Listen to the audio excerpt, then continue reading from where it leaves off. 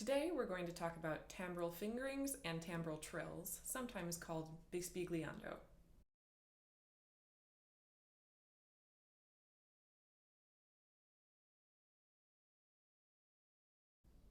A temporal fingering is a way to change the timbre or tone color of a note. In the last video, we talked about changing the timbre of some notes with harmonic fingerings.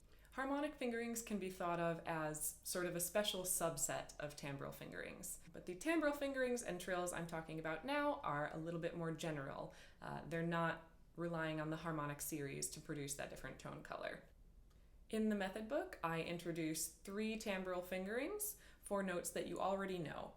Now, these temporal fingerings are very slight modifications, and all they do is change the quality of the sound of that same pitch that you already know. So for example, E, we are taking that standard fingering for E with the first octave, and then I'm just adding the B flat key. And listen to what that does to the sound.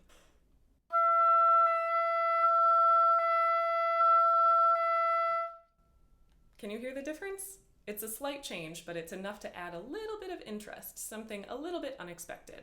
And similarly, for F sharp, I recommend adding the B flat key. For G sharp, I recommend adding the C key. There are a lot of different options for temporal fingerings. You just have to do a little bit of experimentation and find out what works best on your oboe, what sounds the best to you, and what works for the technique of the piece that you're playing. For example, for F sharp, I recommend adding the B flat key. I have found that that works on a lot of students' oboes. If you are playing on an oboe that doesn't have a B flat key, you can try adding the B key. But some people find that that difference is not enough on their oboe. On my oboe, here is what that difference sounds like.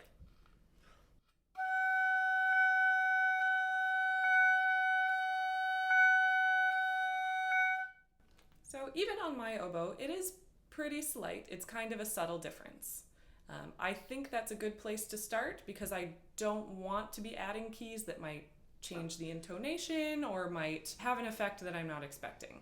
But if on your oboe, adding the B flat key doesn't make enough of a difference, you could try adding the E flat key instead. Listen to how that difference sounds on my oboe.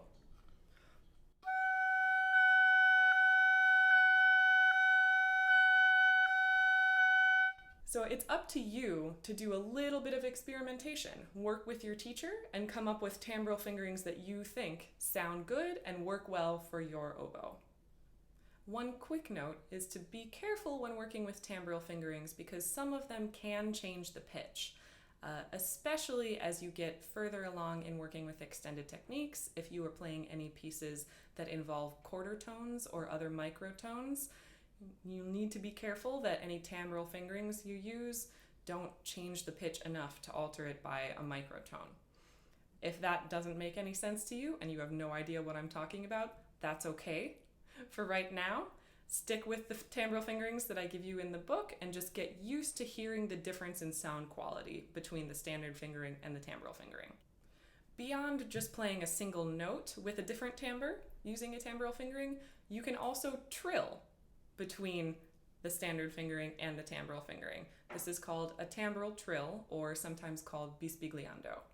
The second exercise that I give you in the method book has you play temporal trills using the temporal fingerings you just learned.